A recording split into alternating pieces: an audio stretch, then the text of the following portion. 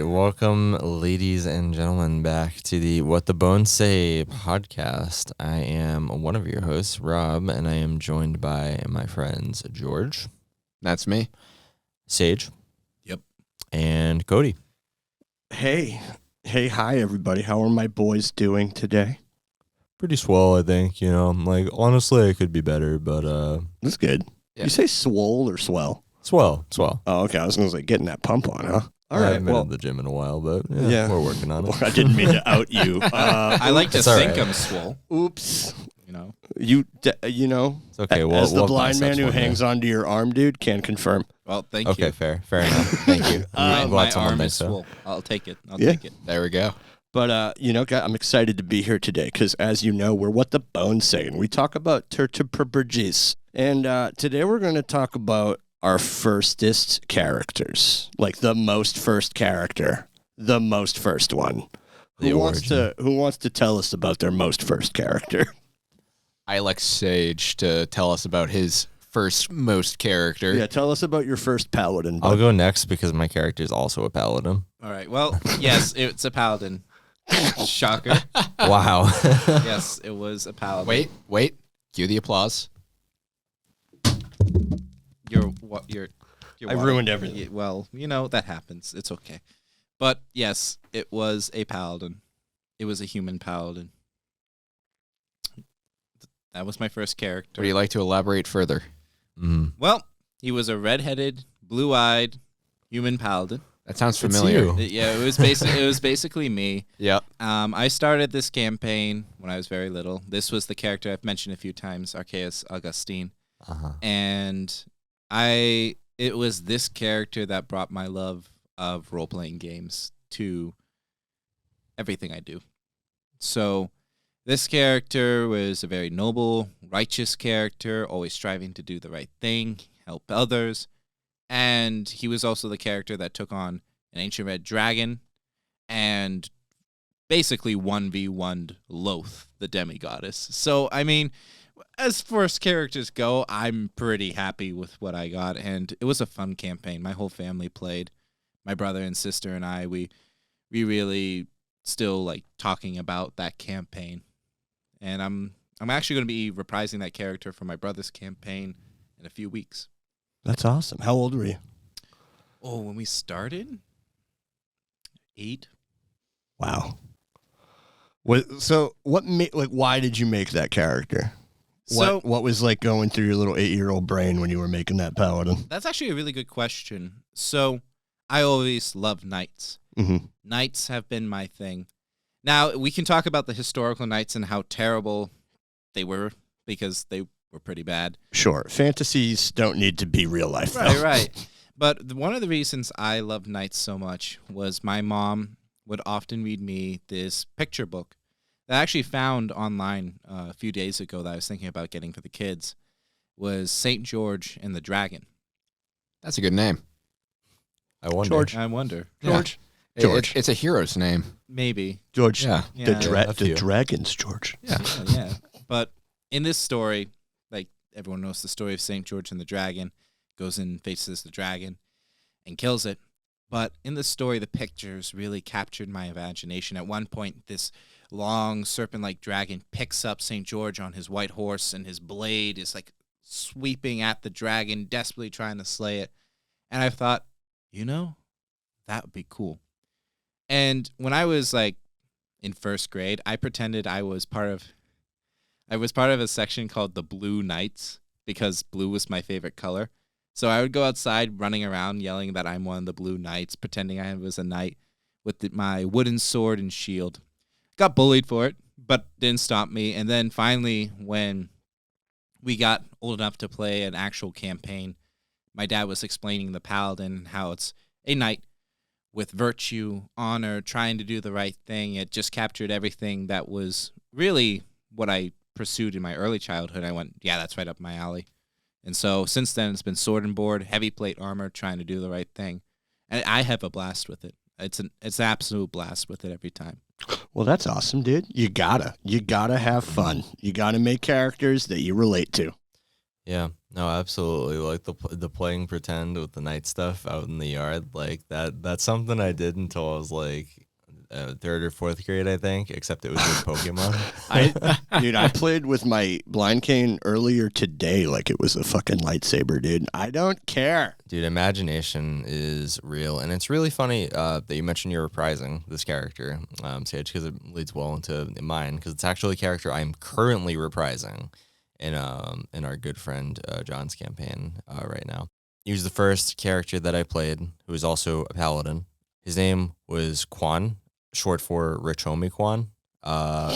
Yeah, he was rich, but then he decided to go on, a long-winded adventure with a band of vagabonds for some reason. It doesn't ever make sense most of the time. I kind of got into him a little bit, but for the most part, it was like my first game, so I was very like, okay, let's learn the mechanics and, how I should respond to certain situations and stuff. And also I should mention, like, I wasn't like 8 or 9 like you were. Like, that was like your first exposure. Like, I was like 16 in high school. That was like my first exposure to it. Well, my first exposure was earlier on, but like my first Yeah. actual character was Arceus. Yeah, was that when you were like 8 or 9, or was it? Yeah, when I was 8 or 9. My Okay, okay. first exposure was like some box set. I bet it. Box set, I mean, okay. I bet your first exposure was your dad reading the rule book to you in your mother's stomach. Well, my dad read to me, but I don't think it was the rule book. Yeah, it's probably just the Lord of the Rings books like 4 times. Yeah, the Yeah. Hobbit. The Hobbit was common. But who knows? Maybe he did. Maybe he did secretly. It's like, read Maybe. first edition. And now, my sweet baby boy, the charge rules. You gotta go. You can go 90 feet. Old school essentials. You want to play it? Yeah. Make sure you pick lawful. That's real though. Like kids can hear stuff while they're still, Yeah. being developed. So, it's insane. But yeah, that was mine. He was Oath of Vengeance. So yeah, I don't know what that was. Whoa. Oh, yeah. What demon mean- came out? Whoa. Who Who? was that? Question mark? That was me. That was my throat It cracking. was our Saint George. yikes, Yeah. inner demons. The We all got dragon. them. The dragon's in you the whole time. Whoa, Dragons did you in just you. eat the dragon? That's a hefty meal. It's with me the whole time. Are you hiccuping? What? Are you hiccuping? Oh, I I thought you said can't. hookupping.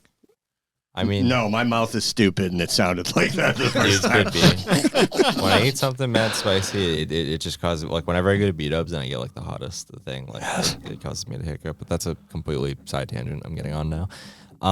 It's okay. This is a safe space. Yeah, and Quan was a really fun character to play. And the campaign ended in like the characters deciding whether or not to become gods or something, because it's got to be like anime levels of like conclusive. But yeah, and now I'm reprising him in a campaign, and honestly, I'm kind of like, part of me is like, I wish I made another character, like almost, because I'm like, I kind of like thinking of his story as like its contained thing instead of like this random side thing that he's in now, and now it's part of his history. I don't know. Did your first character like inspire you to keep playing, or were you like just kind of iffy about it? Like, This was a stupid choice I made. See, I think it was really a nostalgia thing because it was my first campaign, so I was like, oh, like, that was really cool to look back on, and like, the story was pretty fun, and because it was my first thing, it was like, it seemed like this big deal, and then I started playing him, and then I was like, this isn't fun like it was back then, Yeah. because it's not that campaign, and it's a different one, and I feel like I don't know. I just expected it to be different, but maybe you'll add that, because have you ever reprised a character, Sage? yes, I think it was Merc. There's Merc and there's Kark. No, Kark doesn't exist. What? No, Kark. Clearly he does. We'll get into Kark later. Are they twins? No, Could they're be. far from it. Brother from another mother? So Merc I've reprised. Merc was a goblin bard Mhm. who didn't believe in vowels. So he spelled his name M-R-K. It was also very easy for me to spell. so it was a win-win. And Merc was very chaotic. He was the only character that has not been a fighter or a paladin that I've ever played, and he caused a lot of chaos. A lot of chaos. It's the best way to be, personally. Was that his alignment? Was it like chaotic? He started off chaotic neutral, and then he went into chaotic good. He had a character arc where he started to learn about morality and the difference between right and wrong, and probably don't blow up the kitchen when you're trying to cook. Okay, words to live by. Yeah, I if mean, I've ever heard sometimes, them. hey guys, sometimes accidents happen. Okay, okay. Well, to get us back on track, Cody, what's your first favorite, or not first favorite? What's My your first character. Yeah, what's your first character, Cody? So I have kind of a twofer. So when I was, like I said, I've been playing for 2 decades. I'm gonna be 32 this year. So I was a wee lad. I was a I was a little 11-year-old boy, and I could barely do math and have thoughts yet. But I played. You guys ever heard of World's Largest Dungeon? No. Nope. Why are you looking at me? I don't know. You just know things. I figured you might have known. Well, I don't know. Is it the one with the wizard, the mad wizard? I don't know. Is it the world's largest dungeon? Yeah. World's largest wizard. It's the world's largest wizard. World's largest wizard, but inland, not on the coast. It's very specific. No. So it's like this whole module. Wow. It was a book. It was as thick. The book itself was as thick as the player's handbook, and 3.5. It was the book for World's Largest Dungeon was as thick as the DMG, the PHP, and the Monster Manual. Whoa. Yeah. Okay. It was monstrous, dare I say. Yeah, quite literally. You might say it's the world's largest dungeon. Boo. Dungeon. Okay, at listen. least this big. It's my time to tell a story. Okay, jeez. But I made a sorcerer, and I made 2 characters in one day because it went that poorly. The first one I made was a sorcerer who didn't have a name. I don't remember it, saved my life. But the first room we went into, we found dire sturges, and I tried to Melf's acid arrow, and then immediately got stung in the face 4 times and died. And then a half an hour later, he let me make another character, and I made a barbarian gnome. And we went into another room, and I tried to hit a troll in the nuts with a branch, and then he killed me. And that was my first 3 hours of playing D&D. And you fell in love with it there, right? I did, because none of it was real. All the abuse was imaginary and in my head. Your poor gnome. Now, if Your only poor gnome. that gnome was a Snurf Niblin, that would have been different. The best gnome. Yeah, if it was a Snurf underground Niblin. too. Yeah, you could have. Yeah, you that could have would've melted been into the perfect. rock. Yeah. I could have disappeared. But those are my first that's like my first 2, I guess. They happened at the same time. What about you, George? So, we've talked about it a bit before in the podcast, but my first character, Sage, was there for, believe it or not. Oh no. Yes, I was. It was, let's bring the clock back to 2010. Please, no. Sage and I were in a Dungeons and Dragons club that we've spoken about before, so I won't go too in length in it. But my character, I was kind of stumped because I saw the player's handbook and I was just overwhelmed with options, particularly in 4th edition, which has a bit of a bloat to it. And I was like, oh God, what do I make? And recently, my class had a trip to Plymouth Plantation, and we were all given names based off of settlers that came to Plymouth Rock. I remember that. And my name was John Smith. And I was like, I don't know a name for my character, so I'm just going to call him John Smith. That's what I was given at Plymouth. I'm calling him John Smith. And I was like, what do I want to play? And the DM looked at me and he's like, well, I mean, you can play like the most generic of generic. You can be a human fighter. And I was like, done. I'll do it. Yes, Sage? Okay, human fighter may be considered generic. I didn't say it. I know. That's a whole thing. I'll open that worm can later. Yeah, I didn't say it. You but thought it. You're thinking it right now. I'm thinking it. But I played this character named John Smith, and he was a human fighter in 4th edition. And in 4e, as you know, you get powers and certain things that you could do with that. I won't get into it. We can go into a full podcast episode about 4e, but so I won't get into the more technical end of things here. However, this was an evil campaign, and John Smith was a bastard. He was Just like real life. he was an asshole, and he was out for blood based off of this campaign the DM was running. And what his whole origin is that he made an alliance with an ancient black dragon, and that he was going to go on a quest for him to assist his compatriots in this evil campaign to accomplish some sort of foul task that I can't exactly remember. I don't know if you remember, Sage. And It had something with destroying the world or conquering it. I don't know exactly. Yeah, it was some typical mustache twirling evil villain end goal. And John Smith, his whole purpose is that if he accomplished this goal, if he helped this group to take over the world, then he would get the abilities of an ancient black dragon. Ridiculous, I know. But that's what that character wanted. What he wanted. Heart wants what the heart wants. Yeah, man. that's all he wanted. That's what his heart wanted, is that he Reject wanted humanity, to become dragon. become an ancient black dragon. This is like they could Dragon spew King. acid. They could do all sorts of cool things. I don't know why he wanted to be one, but he did. All I can think about is like this is the secret like behind the scenes plot of Pocahontas. What? The whole time John Smith is actually working for like a black dragon, and like it, dude, my imagination is getting out of hand right now. Dude, you should send this into Disney and say, Yeah. I have a good remake for you guys. Guys, you did really good, but I got a better one. Now they'll probably copyright strike you. That's true. But I was, in any case, I was like 10 years old when I was playing this character. I had no idea what I was doing, and that campaign was a shit show. As so much so that it launched Sage into being a DM. In what way? In what way? Yeah, was it like a shit show? Like Well, what? we've talked about it a little bit before, but Give me the TLDR. yeah, TLDR. A lot of things happened, oh no.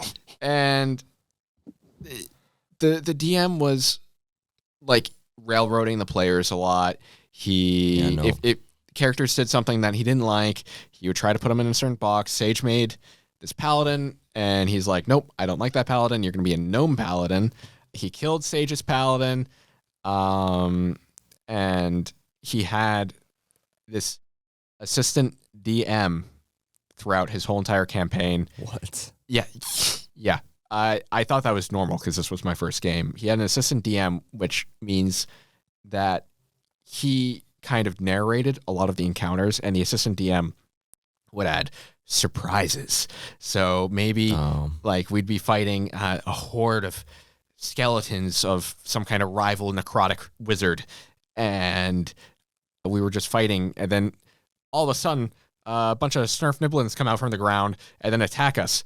It wasn't the DM who decided that. No, it was the assistant DM that decided those whole slew of Snurf Nibblins came out of the ground and attacked you. That's too much. Sage, would you like to add anything about this? At one point, we're going to talk about bad DMing and like horror stories with bad DMing. There's a lot of them. Oh yeah.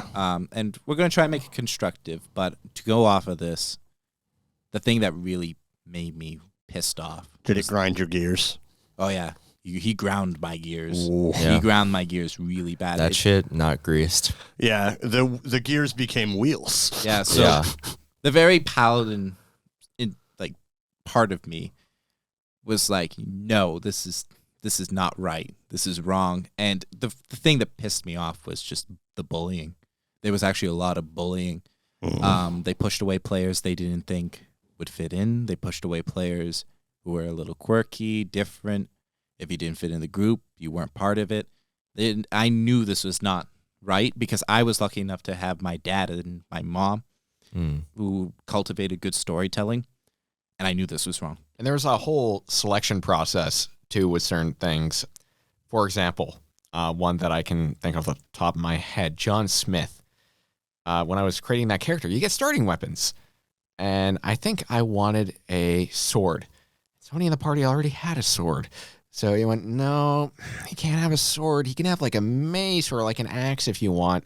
But a sword, that doesn't work. Maybe you could do 2 swords, and then you'll be dual wielding, and that'll distinguish you from him. But you can't just have a sword. I don't understand that. It's weird kid mentality.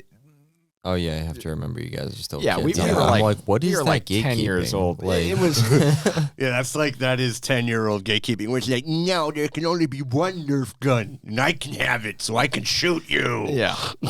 pretty much. Yeah, I mean that's nail on the head.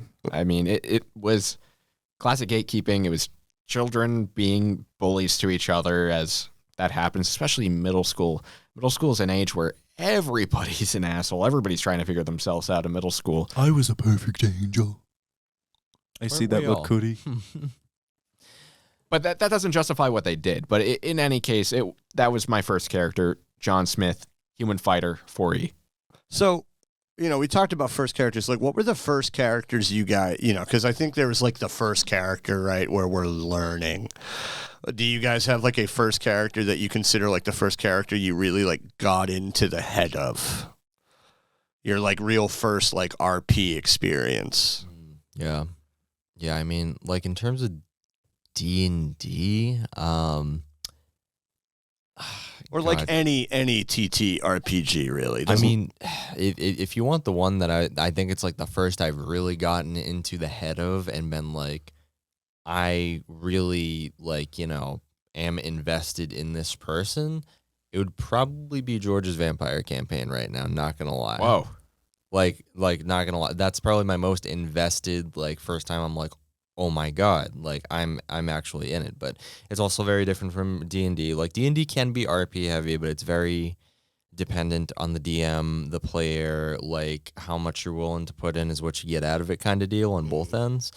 But vampire is just naturally like very, very heavy, but that's beside the point. But as far as like D&D goes, like 5E, whatever, 4E, whatever, like, before, I get really into like dwarf characters a lot. huh. I respect that. Yeah, like I'd say my favorite's probably making the Rat King, honestly. Like I know that's a really recent example, but like That's okay. It can be recent, Robert. yeah, I just there's been so many recent experiences I've had that have been like very good. The top tier. Yeah, but like the Rat King is like dwarf barbarian who like doesn't remember like because in the context of the campaign it's like all the characters have lost their memories because they're summoned from like another world or whatever, right? So like he doesn't remember anything about how he got his name or why. It's just all he remembers is his name is Rat King, and that's it. And he's like this crazy dwarf barbarian who like rushes into fights and is like, I will kill the thing. I will end this. I will, he's like a raging drunk, but like in the fun kind of way. Like that's not fun, but like, Yeah. but like That's a slippery slope. he talks like that, but like he's really a fun guy that just like is probably a murder hobo. Like I'm not really completely sure what to describe him as, but I think it's probably better for, that. Yeah. Yeah, those are my kind of opinions on that one that comes to mind. That's cool. Dude, I do love your dwarf characters, big, huge, in our Forbidden Lands game that's going on right That's now. quickly becoming like one of my favorite like characters I've played, and it's not D&D. It has a tendency of not being D&D. Yeah. That I find my favorite characters to do role play with and stuff. Because Big Huge the dwarf is great. Like I remember it was one of you, either Sage or George, that told me like the dwarf god's name is like Huge. It was And me. then Yeah, it was you. And We'll give you credit. We'll give, Yeah, we'll give you the credit. I am the one who taught him about Huge, No. the Yeah. dwarf god. No, Yeah. mm-mm, he told me about Huge, and then I All was me, like, me. what about Big Huge? And then I was like kind of annoying Sage and putting like 007 Huge into the into the fucking character sheet and shit. Why did we get to the 007 thing? I forget how they even happened. I don't even I know. do. Like I think I was just thinking 00 Huge or something. Like You were thinking 00 Huge, and you were also thinking, what if I make him like sneaky, like a Sneaky secret dwarf. agent? And when I first put it into the token, it had 007 Huge in the token, and I didn't realize that, so I had to go back and edit it out when you put your character's name as Big Huge because I it's still saying saw that 007. for the first few sessions, I saw that and I was like, he hasn't noticed. But yeah, Big Huge, the dwarf who's a demon tamer who has a snake lady demon as his pact, whatever. Two snake lady demons. Yeah. Well, two now. Yeah. Well, one of them's not, but it's okay. We don't need to talk about that. I will say, dude, hashtag big huge stan over here. Yeah, honestly, he, like I said again, he's becoming like one of my. He's got main protagonist energy, really. yeah. Oh, real quick, Yeah. he's becoming the main character. Like you better bet he's busting through the castle doors and being like, "Big Huge is here to take down the big Fucking- bad." Dude, he's big. He's huge. kinda He's give- big It huge. kind of gives me like the anime character vibes, especially what you did to the giant squid when you just split it in half and then like turned around and went, "What?" Yeah, this dwarf is like on something. Like he's on another level. You Dude, know, he's like, high on huge. Yeah, he's high on his religion. You know, but He's huge, and he's here to worship Huge. pretty much. Even though he's a demon tamer and summons demons, but like we don't need to talk about that either. I'm high on my religion. But enough about my favorite character experiences. I'll ramble on forever. Somewhat. So yeah, I have lots of opinions. I'll tell mine. I think the first character, it's interesting. I had the same kind of like 8-year-ish window, 6-year window before I got the first character that I ever feel like I really got into, and it was really stupid the ways that I did it. So he was Harundi Red Moon, and he was a monk, and I was like working with the DM because I wasn't like super into like the lawful neutral idea of a monk where it's like all about this like stringent law and stuff. I really wanted to be like Zen Buddhist, true neutral. And one of my favorite moments in the game where like I really feel like I got the character, and this is going to be stupid. So if you don't like stupid things, you can mute this and go about your day feeling better about yourself. So Too late. yeah, you're welcome. We were going through a security checkpoint of some kind. It was at a Ravenloft campaign, firstly, for those of you really interested in that deep fun lore. Wait. Yeah. Security checkpoint Yeah. and Ravenloft. Yeah.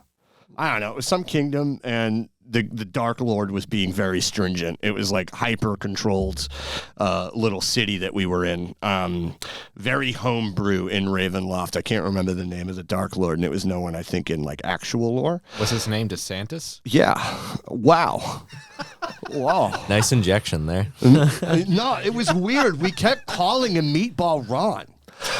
Meatball Ron. It was really like we got into the boss battle, and I was like, I'm here for you, Meatball Ron. Up to bat. But yeah, so we got into this little like security checkpoint. We're being frisked by guards, and they were like, searching for weapons. And I don't know, dude. I was just like, I'm here for the giggles, man. I'm about balance, and things have been too good.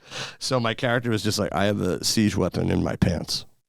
And the guard was like, I'm sorry, what? yeah, no, that's what the guard said. Okay, my bad, my Yeah, bad. no, that's what the guard said. He was like, I'm sorry, what? What And, type? A catapult. I Did don't you go know. trebuchet? Yeah, I'm humble. Oh, What about ballista? Okay. Come on, you can't forget about the ballista. Listen, Giant arrow. humility. Okay, I'm not as accurate as a ballista. Catapult felt good. What about the Huacha? Listen, dude, let me tell my story. It sprays everywhere, and it's like this death volley. It's excellent. Listen, sir, I did not have this kind of education when I was 15. It has a fun name. Huacha. Watch. Okay, Ooh, so ooh, all right. What? What? Okay. Huh? Are we Are we happy now? Yeah, I'm please pretty go. happy. Yeah. We all feel good about ourselves. I feel pretty good. Yeah. It's okay. I'm pretty happy too. But no, so we get there, and my character says, I have a siege weapon in my pants. And the guard goes, what George said, excuse me? And I said, there's a siege weapon in my pants. And so I got searched, and I was made to be nude. And because I lied, I got forced to shovel latrines for a week. And nothing ever felt more right to me up until that point in my life as a 15-year-old. I really understood what happened in that social interaction. And I think that helped me become an adult. Shoveling the latrines? Yeah. I I'm had happy for you. consequences. I'm really happy for you, Cody. I'm glad that you had that experience. I'm It happy sounds you really found your meaningful. peace. It sounds like you got a lot out of it. And, you know, We're here to support you. we're here to support you. And I'm glad you grew as a person. I'm glad that was a part of your development as a human. I'm proud of you, son. And you know, I'm just going to say this. Keep going, Cody. Keep shoveling. Yeah, keep shoveling those latrines. Make sure that shit is gone. Yeah, Yeah. it's been 16 years. Yeah. Feels good. You're still at it, you know, here to this day, shoveling latrines, but like, Still I'm kicking. going to pat you on the back. Thanks. So, in all seriousness, no, there was a really fun role play moment that did happen. So, with the whole true neutral theme, I like a lot of the DM was like a big fan of doing like kind of extra abilities for all the characters and like really going outside the box. And I got to do this like half demon, half angel, like real anime style sort of deal. And I remember we were in this like big fight in the middle of kind of like a Western-esque village where one of the other party members, like they had family there. And one of my abilities, I could do this like big AoE thing. I'd like fly up and hit the ground, and I accidentally killed that party member had family, like I said, in the city, and what I did caused their house to collapse, and it like accidentally killed some of their like his family. So that was like probably the first real intense role play moment. In all seriousness, was like having to navigate that, being like a character that's like very much trying to navigate this like neutral ground of like life is both life and death, and like people die. So it's like, it's weird. I felt really bad as a person, but the character like doesn't. It's just people died. That was an interesting moment for me. Like that was one of the first moments where I really felt the power of the game and like what TTRPGs can do. No, yeah, there are moments. Am I speaking right into the mic? I'm not. Okay. There are definitely those moments where you're going to have very heavy subjects. And, you know, we talk about in tabletop, we talk a lot about killing.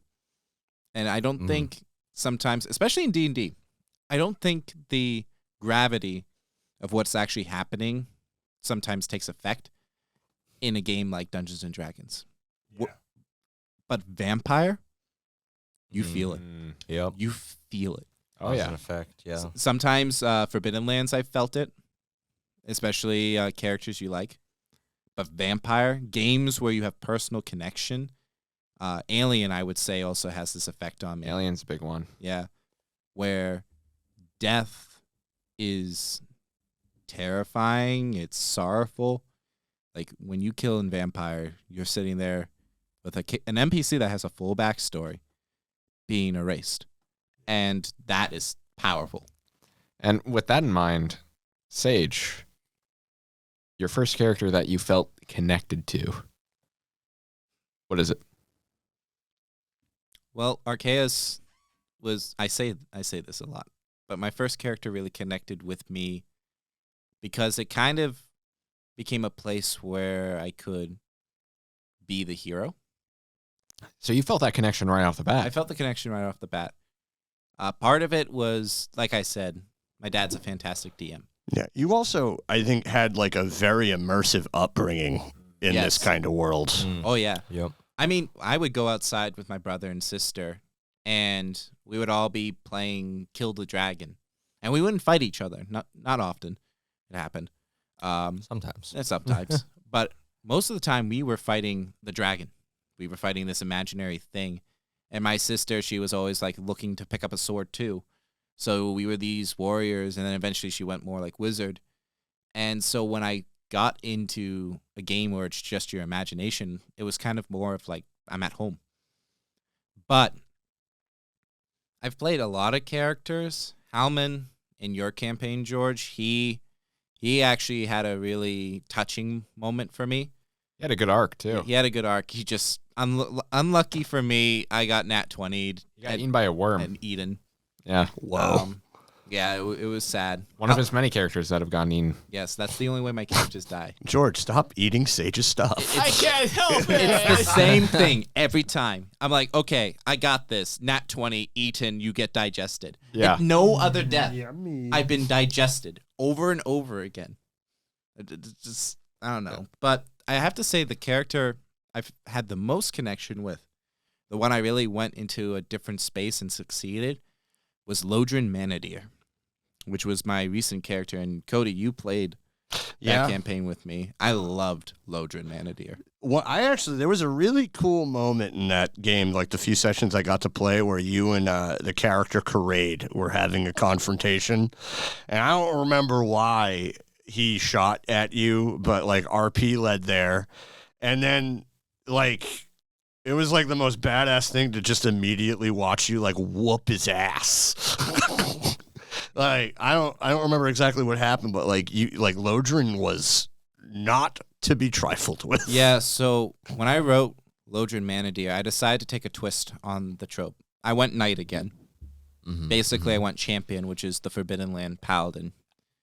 But I wanted to do something different. So the challenge is I like playing the same things, but I like making characters that are different flaws, different perspectives on the world. So with Lodrin, I had him start out as an asshole, a prideful asshole. All he wanted was to become king of the Ravenlands. And it was actually that moment with Karade, who was played by one of my dad's friends. And Karade was a very interesting character, very complex. But when he shot my character, and he shot my character a few times, I had Lodrin whip out his blade and go to execute him. And Lodrin is a badass fighter.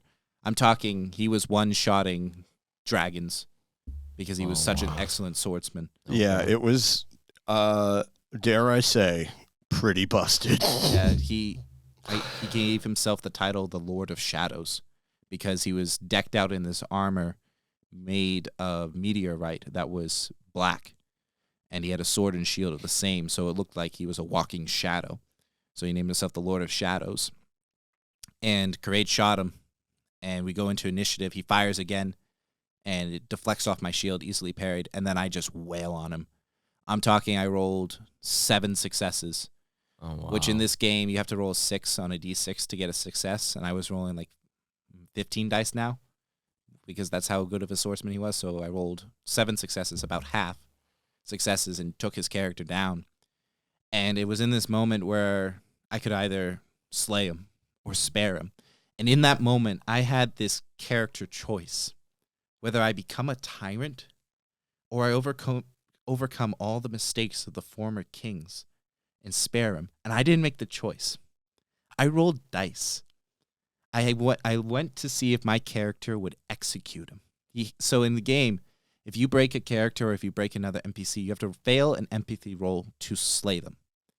And I rolled 2 dice, and both came up as successes. So I rolled 2 6 on 2d6. So my character felt bad, did not want to kill him. And so that dice roll sent him on the path of becoming the king, a good king, a good lord, instead of the tyrant. Like, it came down to that dice roll, and I was like, man, that was powerful, because I could see the other path. Like, he goes towards being this terrible human being and falling into the same traps and tropes that all the other kings of the Ravenlands had. Those are the best story beats. I mean, I was sitting there like, that was so fun. Yeah. You know, and at the end of the story, he becomes this benevolent ruler. And to me, it was like, those moments were very powerful to me. It really struck a new chord within me to awaken a different type of storytelling. I like this. I love these games, man. Yeah.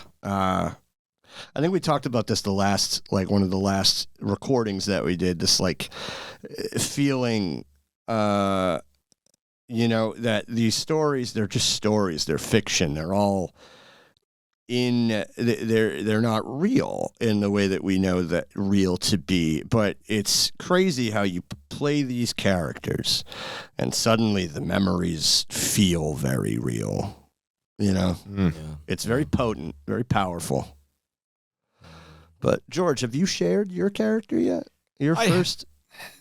I haven't. Who's your guy? Who's your guy? So the first guy that I was into, like really into, besides, first Matt campaign. Damon. Look, I did not enjoy playing John Smith. That made me not want to play D&D for a long period of time, believe it or not. Fair enough. What? Really? I know. But probably the first character that I was really into went by the name of Namtab, and I was in high school. And Namtab was a amazing character. He was a paladin in Pathfinder, because Sage here was running Pathfinder at the time. And he was this general in this rebel army trying to overthrow a corrupt king. And that campaign went on for a year. And I retired the character, and we managed to not finish that campaign. And then years later in college, Sage decided to bring a spiritual successor, if you will, of that campaign back. And I'm going back to Namtab because it wasn't finished. So I made a new character. He had a bit of a different origin than my original Namtab, but his name was Laszlof Namtab. And I'm just going to say it. He was fucking Liam Neeson. His whole plot was that his wife was murdered in his home while he was out being a soldier, and his son was abducted by the Drow. So Laszlof, angry and upset by this, he swore an oath of vengeance, becoming a paladin against Loth, the leader of the Drow, or Vestra in Sage's campaign here. So he goes on this journey where he meets up with other members of the party. There's a dwarf, and he puts aside like dwarf-elf tensions, and they become best buds in it. And he goes on this long journey, and he actually comes to the conclusion that vengeance isn't the answer for everything. And one of his last acts is that he changed his oath from vengeance to I'm trying to devotion. Yep. Devotion's the other oath. He changed his oath from vengeance to devotion due to him just learning so many lessons throughout the whole entire campaign. He started off as a very vengeful knight who only wanted to feel vindicated and destroy the people who destroyed his life. And by the end of it, he's like, that's not the answer. That's not who I am. That's not who I want to be. I want to swear an oath of devotion to the people that are still here, not the people who are gone. That's intense. And yeah, it was a very intense journey. And this was like years and years of development. We played this game for like 3 years, if that's right, Sage. It was a long campaign.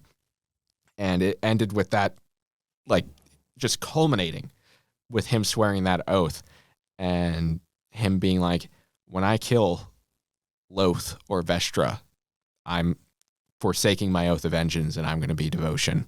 And it wasn't just Loth you swore vengeance against. It was also your sister-in-law. Yeah, his sister-in-law in the game joined Loth, and he realized that she was the one responsible with the murder of his wife and the abduction of his child.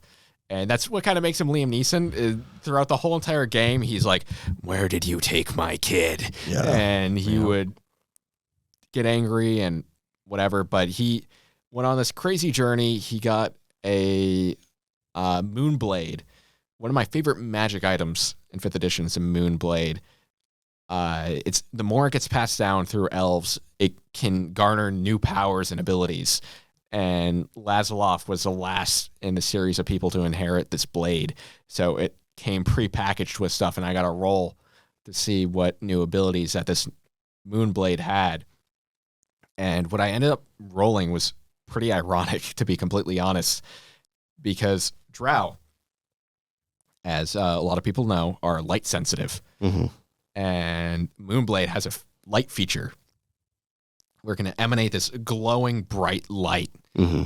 So Lazloff would use this to his advantage against Drow, in that he would pull out his blade, and then it would create this big, blinding light. And it would give the Drow disadvantage, which the blade normally did, but it would screw them up even more beyond that because they had their sunlight sensitivity. And he would just wreck house. And at the end of the game, he was just busted too, statistically, where on average he was doing like 300 points of damage if he crit on a smite, because with that Moonblade, one of the abilities he rolled was that he could crit on 19s and 20s. So he was just like destroying up the wazoo. And the best part is that it's not like broken right off the bat. That's like earned broken. He worked to get to that point. Starting off, I rolled very mediocre for Lazloff, and by the end of that game, him just like metaphorically and physically overcoming his demons, he became busted. I have a question for you about this character. Sure. Fun, creative thought. Yeah. What ability would Lazloff, right? Yeah, Lazloff. What ability would Lazloff depart to the Moonblade? What would his mark on it be? That's a good question, because this is in a world that Sage here built. So I personally am not sure what he would depart on it. But I think if he could help it, it probably wouldn't be something violent. It wouldn't be something of any negative connotation. Maybe something utility.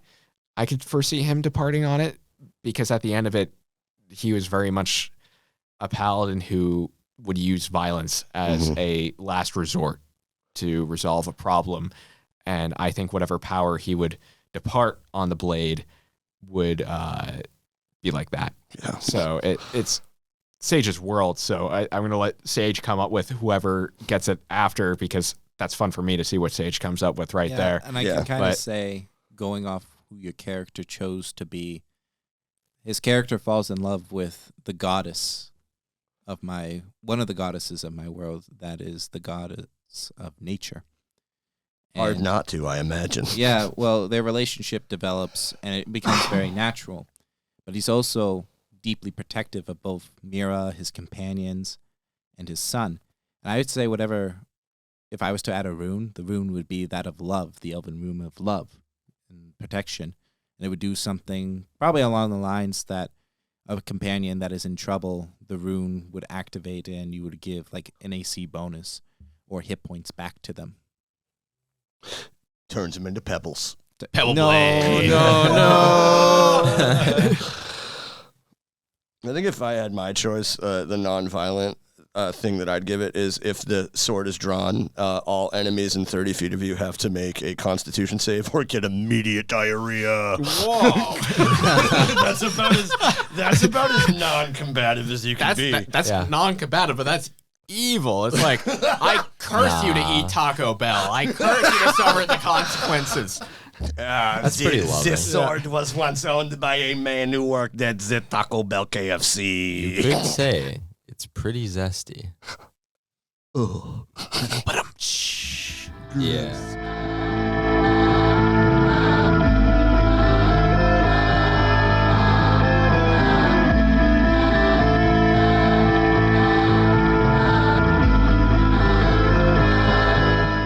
We talked about favorites. We talked about firsts.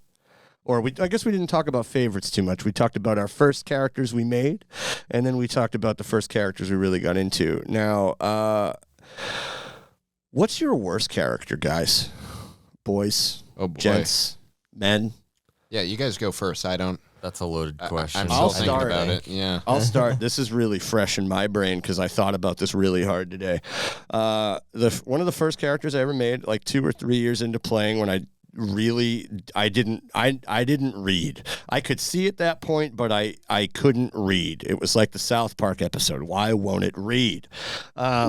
So I had a character, and I was Garrett the Goblin. I was a goblin. My name was Garrett. That should be obvious, I imagine, from the way that I said it. So we played. It was like a good few months that we were doing this campaign. We gained quite a few levels. And the way that I was doing it is I multi-classed. And I didn't realize that when you multi-classed, you took just that level and not the level of the other, like, other class that you were too. So I started as a rogue, but then I started going into fighter, and so I was just getting every level fighter and rogue levels that I should not have been getting. And then eventually by around level 10 I multi-classed into barbarian, so every level I'm just leveling up all 3 of these classes. So I'm like a little goblin in full plate running around with 2 bastard swords, and the DM never once was like, "What's up?" Never once.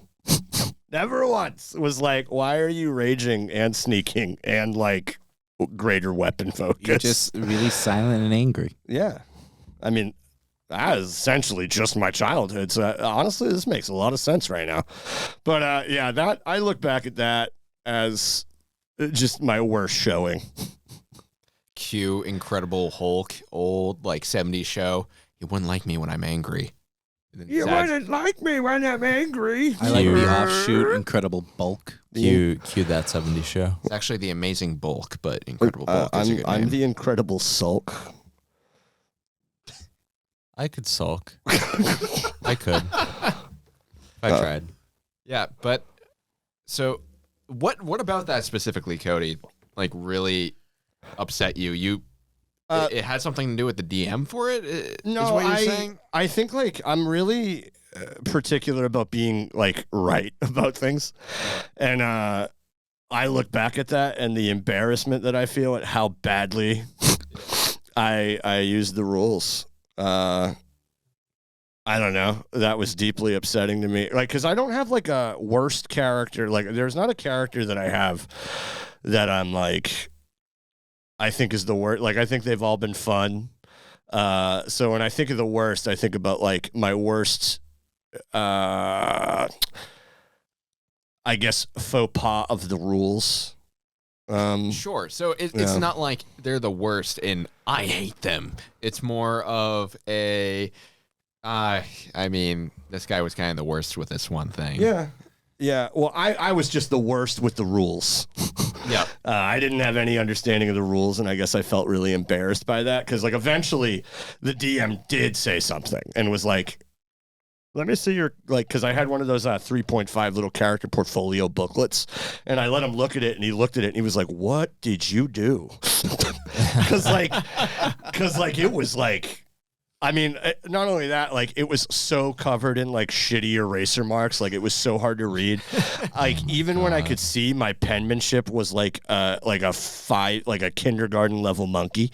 Like my It's like crayon. yeah, my lowercase a's looked like balloons that were floating sideways. Is how my teacher described it to my parents when I was in second grade. Oh, that's beautiful. Mine look like those too. Well, you know, Dude, balloon A bubbies. Bubby.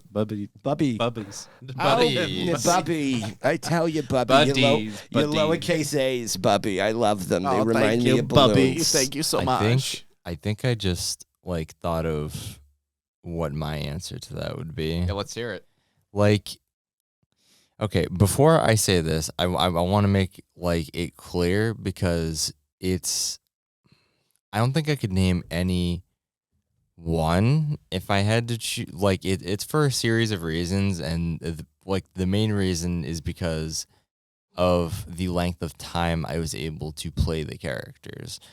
I would say my least favorite is probably that druid we were actually just talking about before we started recording that I played at the end of your Barrashorn campaign, George. It wasn't my Barshorn campaign. That's Sage's. Okay, Sages. I couldn't remember. But I didn't like him because it was my first time playing a druid, and I also joined at the end of it, so it was like, okay, like I'm here for a session, and then like hiatus. But I also learned during that time I don't like playing druids. Like personally, it doesn't fit my play style, and I don't think they're that fun to play. But that's just me. That's just like personal experience. It was like my first time playing the class because most of the time I play paladin, and I'm really trying to broaden. Yeah. I see you over there. Wow, See? 2 peas in a pod here. Yeah. Hey. See how- You also said your favorite character that you had a connection with was a paladin. It's true. So- that not my favorite character, but the character that I had the most connection with, was a paladin. or it was the character that I had the first connection You're running with was that a paladin. dialogue. It was the first connection. Yeah. Yes, not the most connection, but the first connection.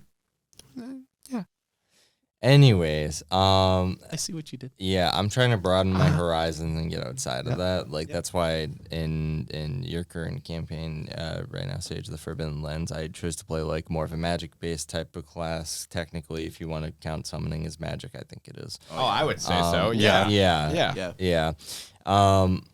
Yeah, and do that. And I really want to play sorcerer or something in like the next 5e campaign. 'Cause Sorcerers are pretty cool, man. I Yeah. haven't played a class that can cast spells above 5th level. So, All that you need is fireball. yeah, I'm aware of that big meme. Fireball meme. Get dunked on. All you need is But- time stop. I would say like yeah, for that reason in terms of length of time, but other characters in terms of length of time that were my least favorite. You're not going to believe this, George, but Grievous What? and John the Ewok. What? Mainly because not because of who they were or like how they fit in. It was because they died and I only got to play them for one session, and I'm like, fuck, That's I not wanna my play them fault. again. That's not my I fault. know though. because like literally Grievous like died because of like he got splatted on a Oh, windshield. okay. You We have- have to tell a story. have to can't- tell you the can't, You can't not talk about Grievous and not talk about the story. Yeah. But I want to make it clear it's because I didn't get to play them as long as I would have liked to, but that's because it was like throwaway characters anyway. But I would have loved to continue as them if I had the time. Well, you have to talk about Grievous now. Yep. Like Okay. this is a Okay. story that needs telling. Yep. Okay, so way back when, years and years ago in the before ages, George ran a Star Wars campaign that was ongoing for a while. I think is it still ongoing or is it on pause? Undecided. Undecided. Okay, great. Anyways, we were in college, and like when I would have time, I would jump in as like I'd make like a guest character, like they're not meant to survive. They're meant to be there for like maybe one session, and then like something happens where they have to go away or something. So I would just make the most like a joke busted, like this doesn't make any sense in the lore characters that I could possibly make. And one of those characters was Grievous. And Grievous, like, you may be thinking General Grievous. No, well, not quite. Grievous was a Toydarian who had schizophrenia, and he thought he was actually like General Grievous. So I the can whole see time your I played face the character, I was acting as General Grievous, but he was actually a Toydarian. What? Yeah, yeah, exactly. What? Yeah, exactly. All right. So that's It was beautiful. It It was- was beautiful, okay? Yeah, it George, was. I appreciate your passion, but dude, I gotta know about John the Ewok too. Okay. Do I get to learn about him? All Yeah, in due time. I can give the quick blurb on him. So John the Ewok John the Ewok was an Ewok, as the name might imply, named John, which is not at all lore friendly in terms of Star Wars names. It could be in a galaxy far, far away. I mean, I knew a John who was pretty hairy. Anyways, beyond the name, his name is John. He's an Ewok, but he's not your average Ewok. He is from Mustafar, first off. So, the big lava planet, that doesn't have any trees or tree houses that Ewoks would be accustomed to. Yeah, that one. And he is a Sith Lord. that has a double-bladed red lightsaber like Darth Maul. And he was just like evil.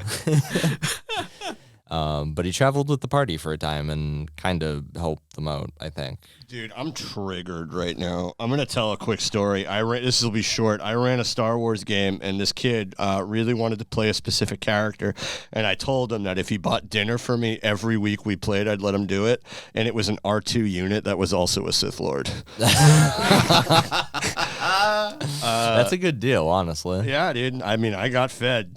And I'll tell you, it was kind of hilarious to see him cast Force Lightning out of his little eye photoreceptor thing. Wouldn't that just short circuit him? He's not making contact with the I lightning. think Princess. Did I find something here? I think Princess Leia flew. Oh, okay. So, sure. Wait, what? That's true. No, she didn't. That never happened. What do you mean? There was only 6 movies. What are you talking that's about? True. Yeah. That's true. Yeah. There were more movies. What's a I thought there was. What's a movie? wait? Wait? Isn't that just- wait? I heard they made a sequel trilogy, and they're called Indiana Jones, right? Is that pictures moving backwards? No, I thought it was Star Trek. Yeah. Oh. Yeah. Yeah. Yeah. Well, in any- guys, in you any remember case- Star Wars Episode 8: Wrath of Khan? In Yes. any case, to get us back on track, Robert, please tell us about Grievous. And his legend. Yeah, so Grievous, like I said, Toydarian, schizophrenia, thinks he's actual General Grievous. So, all the memes and jokes associated with, General Grievous, I took great liberty to use to great effect. Oh, God. And he traveled with the party, for that session. And there came a point where they had to, they were at a gate or something that they couldn't get by with their car. Or car vehicle, whatever. And so his idea is, you know what? I'm gonna scale the wall. I'm gonna go over the other side, and I'm gonna mess with the control panel, whatever, and let him in, right? So he goes to do that, and he gets up quite a ways, and then he failed his climbing rolls, and so he fell all the way down. Oh, no. There's more to this. Wait, am I forgetting something? Oh, yeah. But So wait. he actually made it to the top, and he got the panel open. And he fell down the other side, right? Well, he managed to get the door open, letting the players in that you were assisting in that game. Yes. And okay, yeah. Mhm. I couldn't remember if he fell on the Nope, which not side. yet. Not yet. We haven't got to that part. We haven't gotten to that yet. that part. We're almost there, though. You almost had it. Yeah, he's assisting the players, Mhm. and then that happened. Or was there something in between? Were there clone troopers involved? Stormtroopers. So Yeah, tell this part because this I'll- is fuzzy. allow me to retell the story then. Uh-oh. So, picture this. This is the planet Sicilla, which is Grand Admiral Thrawn's home planet. I think I'm pronouncing that name correctly. Thrawn? If not, somebody's going to kill me. Not Thrawn, but the planet Oh, Sicilla. Sicilla. Okay. I think that's the correct way of pronouncing it. And it's a home planet to the Chiss. And there's this Imperial remnant base on this planet. And the players can't get in. So Grievous, being the outside the box thinker that he is, goes, you know what? I'm going to scale this wall. I'm going to break in. There's this little control panel up top that I can use and get the gate open and to let the players in. So Grievous gets to the top. And it works. He manages to get open. The doors open. The players, which are now in a armored transportation tank, manage to begin to roll into the base. Grievous fails his stealth check, and he's spotted by stormtroopers that are guarding this wall. So, Robert here, I got a great idea. Why don't I jump? Robert, it's Grievous, sir. Why don't I just jump off the wall? Why don't Grievous just jump off the wall? And because he has his little Toydarian wings, he's a little Watto. He can fly. He's going to play dead. And at the last second, he's going to fly up and he's going to fake out the guards and he's going to get the hell out of there. I'm like, okay, all right, this is a lot of roles that are going to happen right here, Robert. We're going to have to get this properly done. And he's like, yeah. So whatever. he takes out his, dice and rolls. And for the fake out, he rolls a nat 1. And he's like, oh, okay, fine. They don't think I'm dead. It's okay. It's not the end of the world. I got a nat 1. I'll just swoop up last second, and I'll be okay, and I'll join the armored vehicle. Whatever will happen. I'm like, all right, I need you to make like a dex check or whatever, or like an athletics check to be able to sustain the weight of gravity of just trying to make yourself fly last second after just being in free fall for a period of time. This was a huge wall that he was jumping off of. And he's like, okay, I got this. Not 1. And he takes fall damage and plummets right into the windshield of the armored vehicle coming in.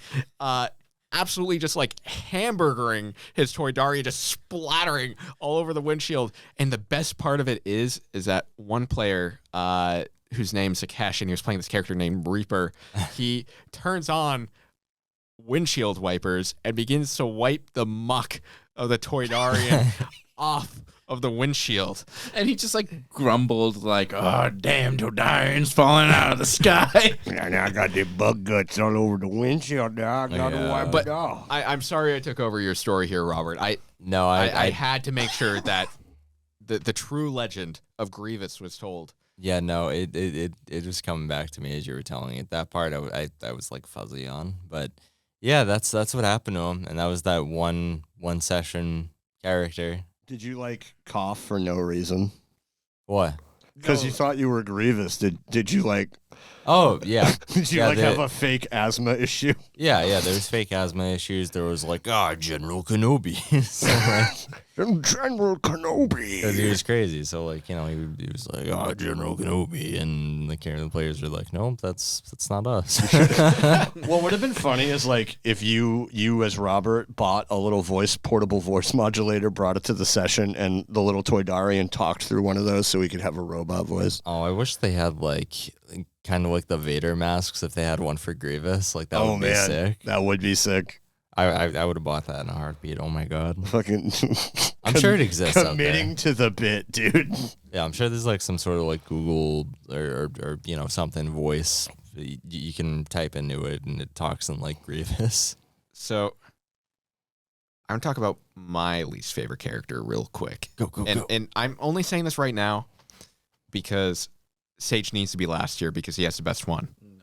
And I want to make sure that he gets that spotlight of being the last one to say his. Sage sounds pretty distraught. I'm very excited. That's okay. So that's why I'm going to say mine real quick right here.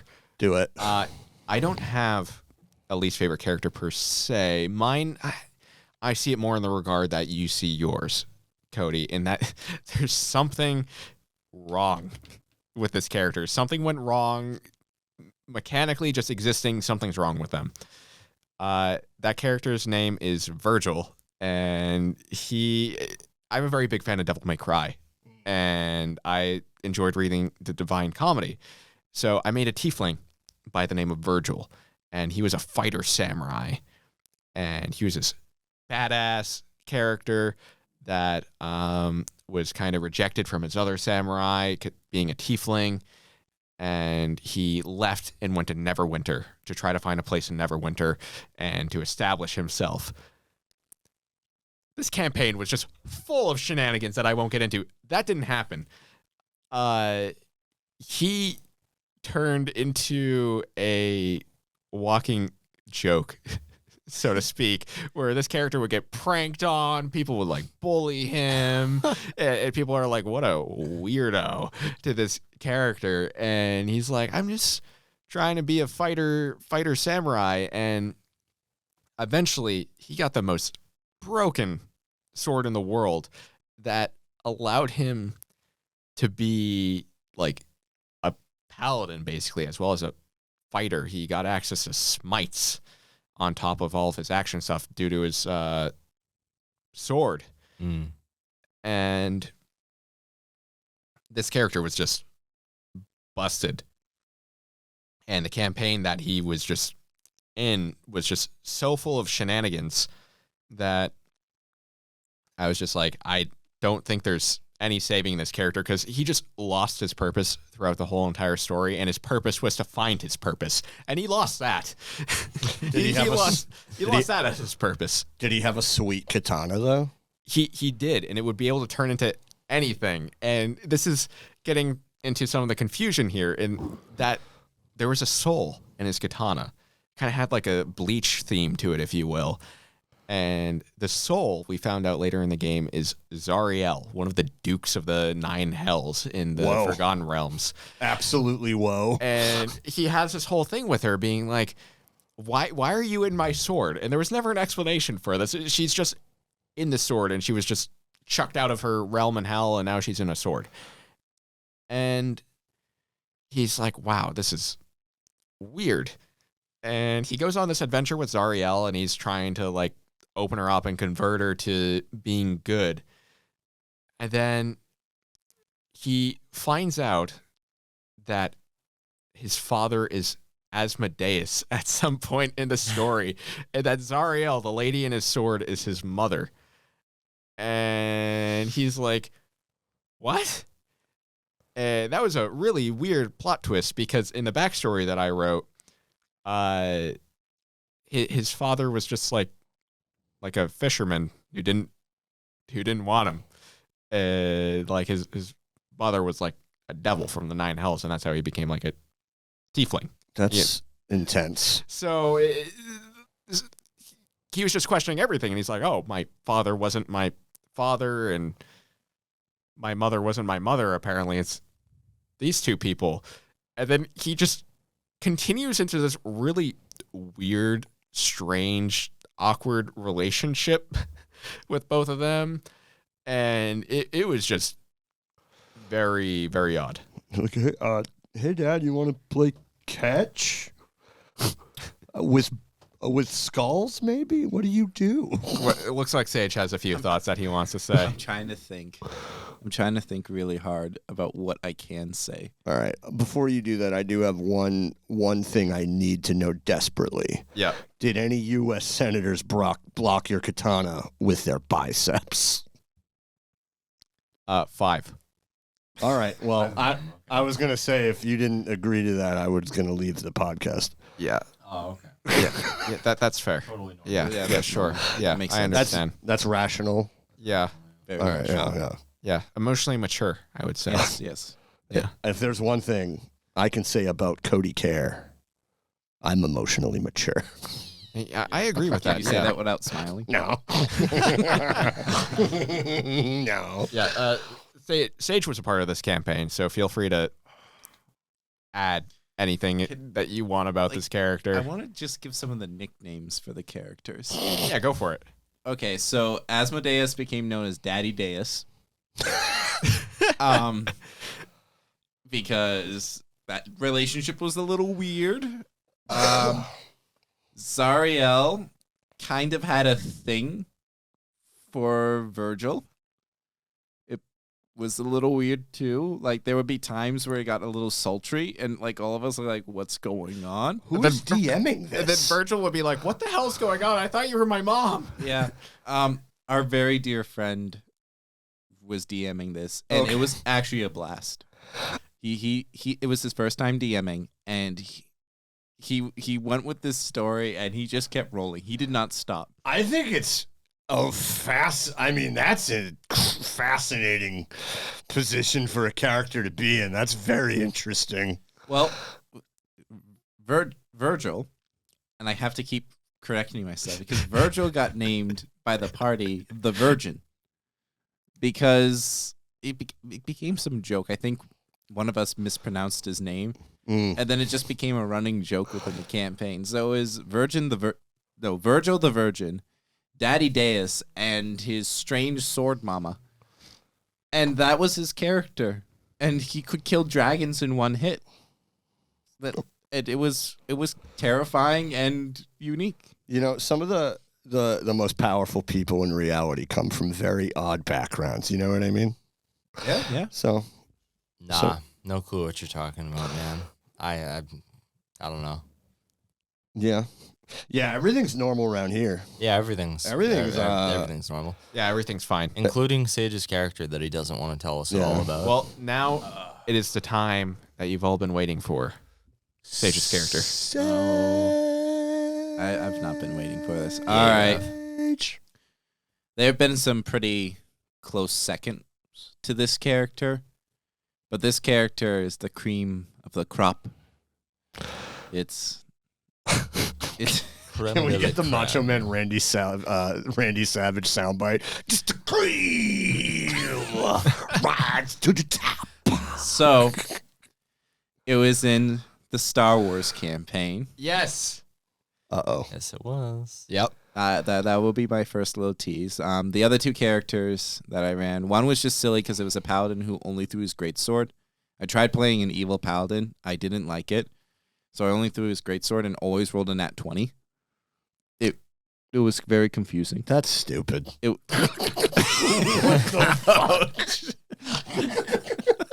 Throw his sword. Yeah, that's like Chuck's sword. that's like that is just peak Sage. no, like every time. So our friend, it's the same campaign with Virgil, and we were fighting this devil, and the devil was like overpowered, and every time I'd throw my sword, I would have disadvantage and double nat 20, just right into the demon, and he allowed me to smite when I throw my weapon. So it was, Oh my god. yeah, we Might can. as well be a monk at that point. Yeah. Seriously.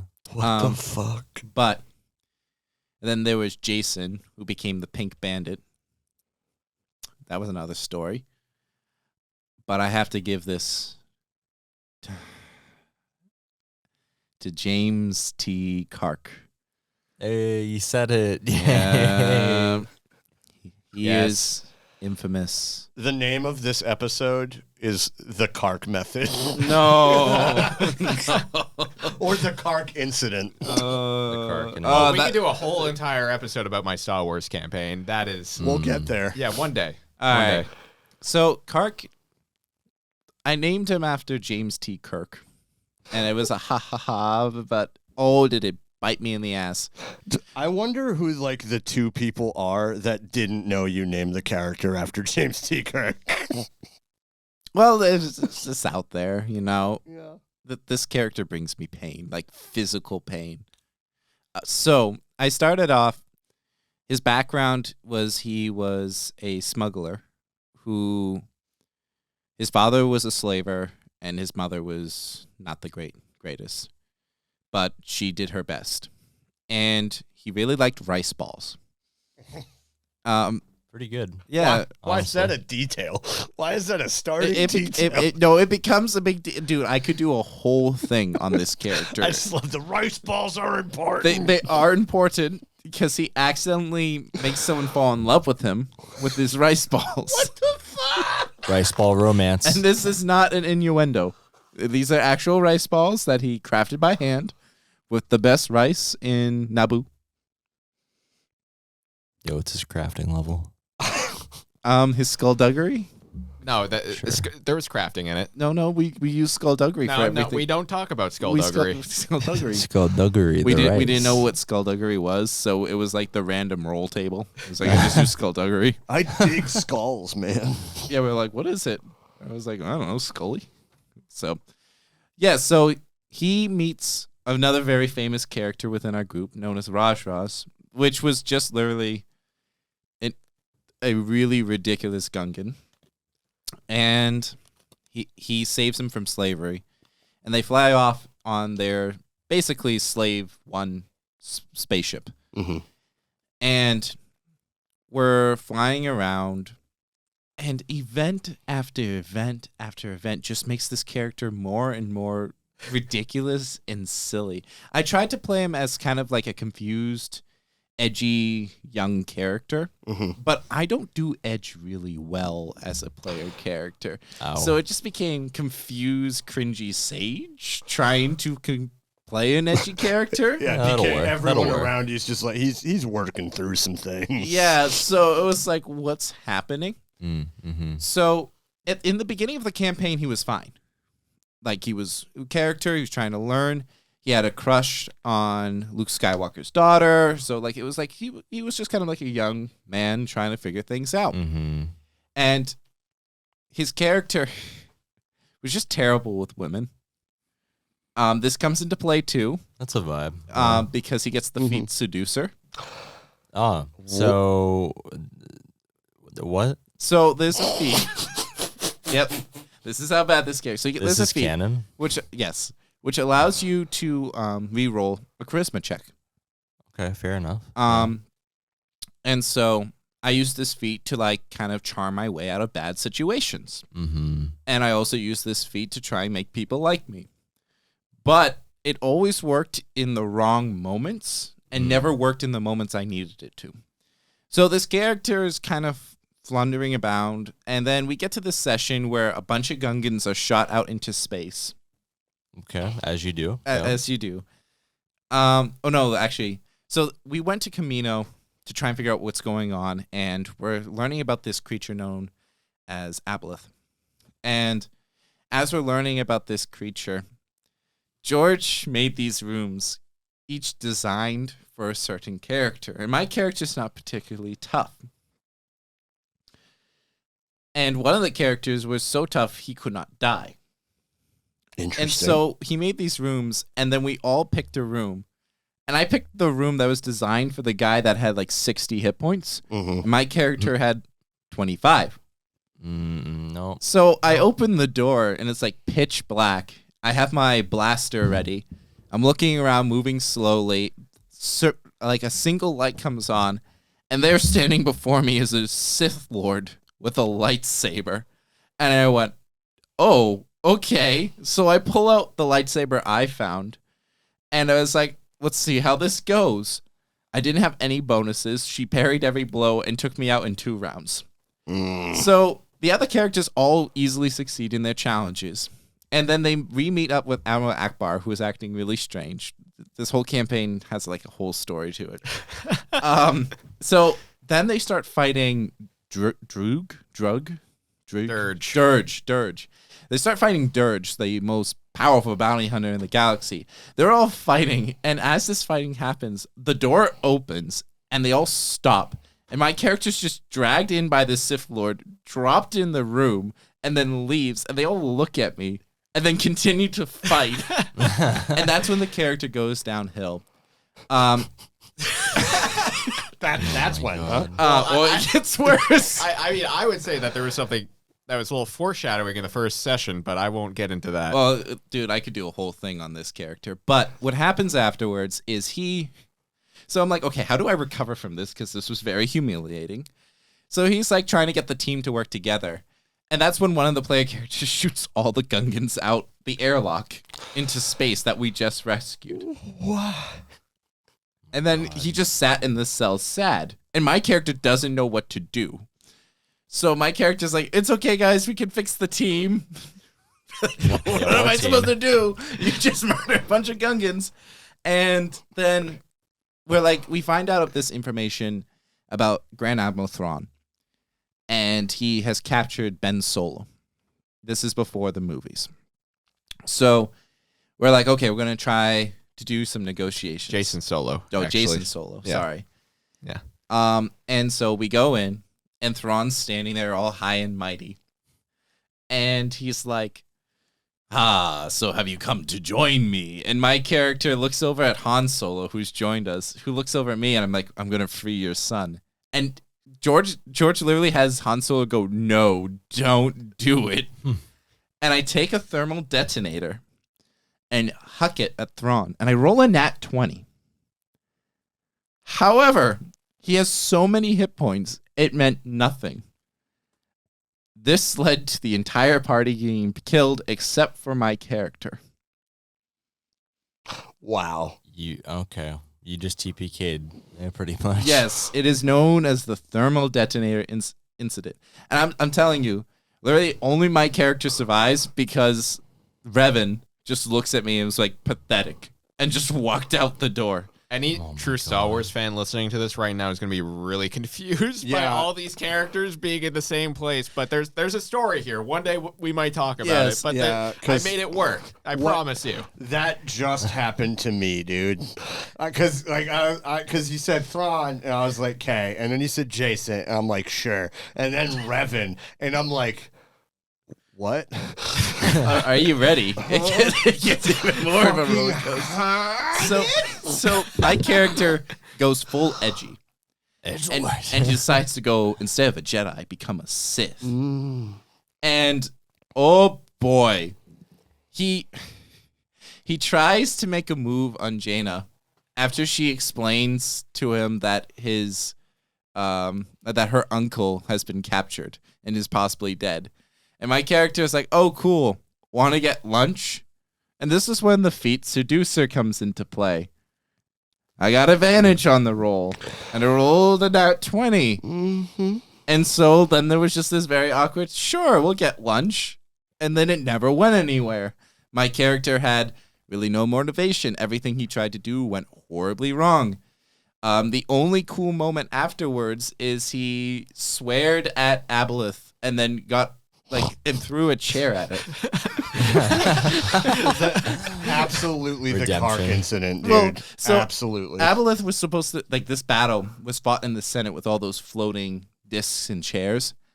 And Aboleth was like, "You cannot possibly think you can defeat me." It wasn't the actual Aboleth. This was an avatar of her. Yes. For Yeah. further context, this wasn't her true form. I'm sorry, I have to cut in here, or else the Star Wars fans are going to kill me. Dude, we're gonna get added for the next 10 years because Revan and Jason Solo were in the same sentence. So like, And they makes sense. met James T. Kark. So it's a whole thing, guys.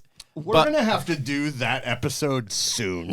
Yeah, we'll see where it falls. So, we managed to cut off the Aspect's legs with a very lucky roll. And so Raj, played by Ethan, who now believes he's a Sith Lord and just floats, picks up Aboleth with an amazing roll and hucks her down onto the Senate floor, which is like, I don't know, 2 stories up. Yeah. So she falls and tries to get up, and the entire battle is just Kark pressing buttons to have these flying disc spheres shoot at Aboleth. And he's flirting the entire time with Jaina, and Jaina's like, "What are you doing?"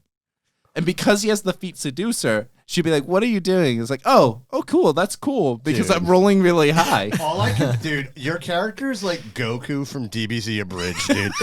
Like muffin button.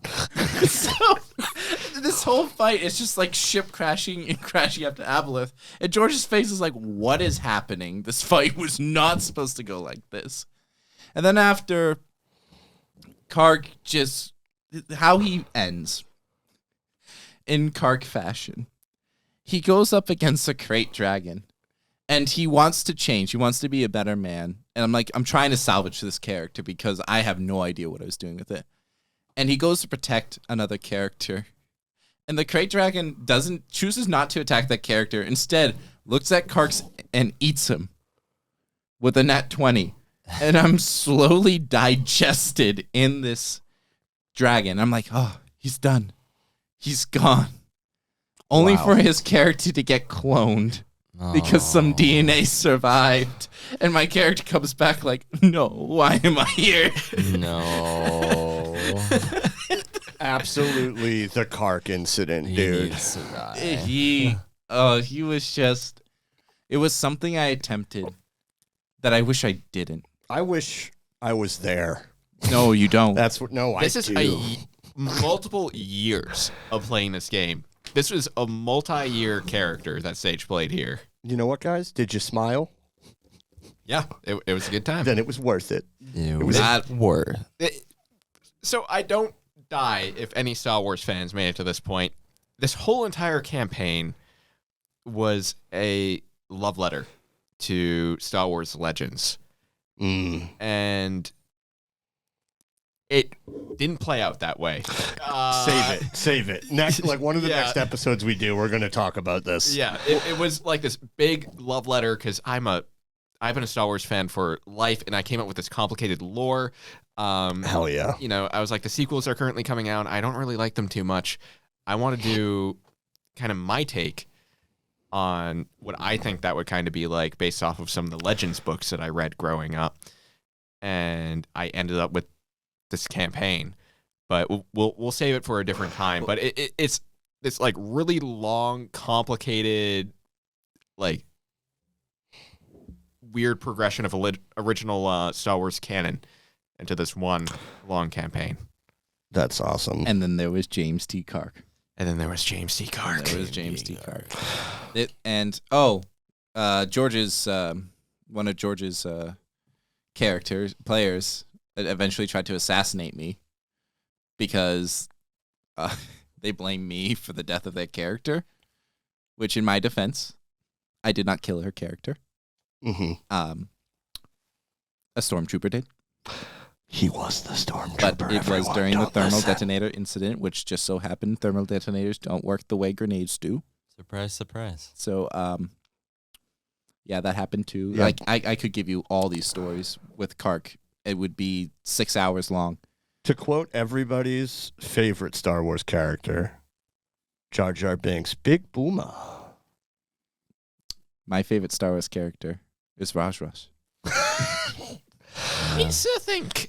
So, guys, Judy, this, where are my pants? guys, I think I did come to the worst character.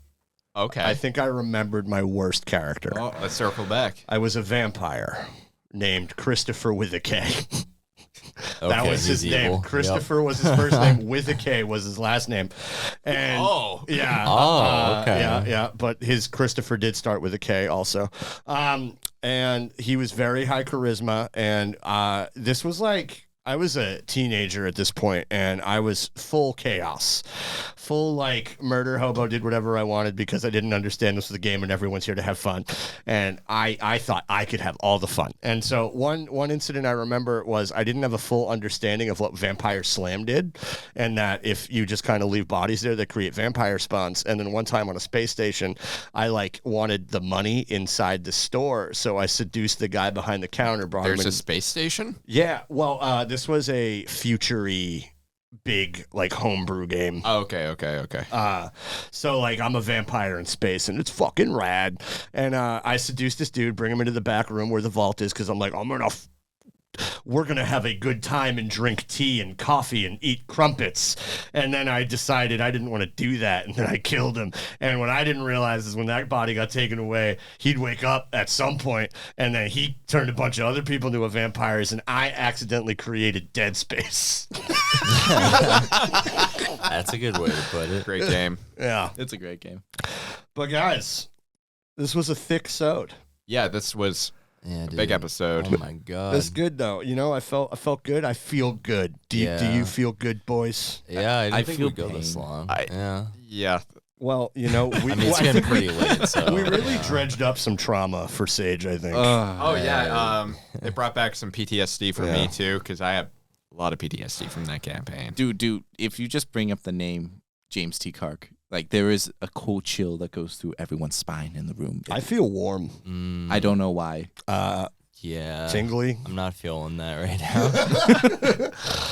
Well, hey, guys, thanks for listening to What the Bones Say. I'm Yes, thank Cody. you. We got Sage, No. Rob, George. And, you know, we're going to go now. So, you know, remember, listen to your bones. And have a wonderful night, folks. Thank you so much. Good night. Night.